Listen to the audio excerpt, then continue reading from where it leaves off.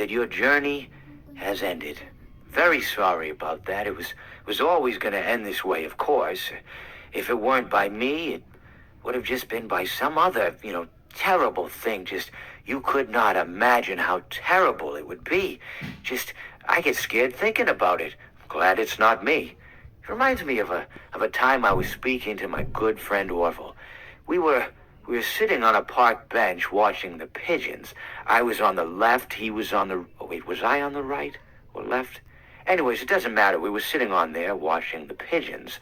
And I said to Orville, "Friend, those birds are frozen." And he kind of looked at me like I lost my mind.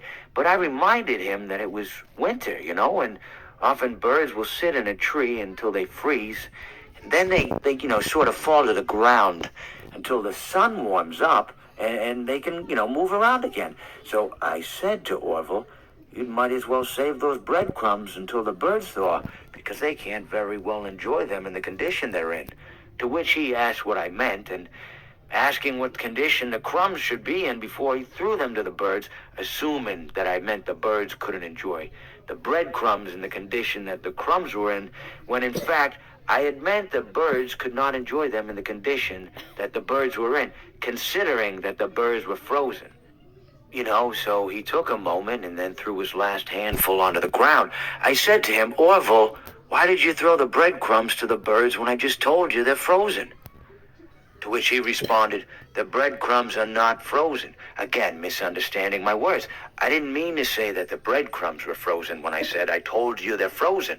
I'd been referring to the birds. In hindsight, what I should have said was, and this would make perfect sense, "Why did you throw the breadcrumbs to the birds when the birds are frozen?" He misunderstood upon my correction, stating that he didn't know what else to do with the breadcrumbs, and that perhaps, when the birds thawed, they'd still be able to eat the crumbs. So I said to Orville, and this is what I said to him, I said, "Orville, the birds may be dead."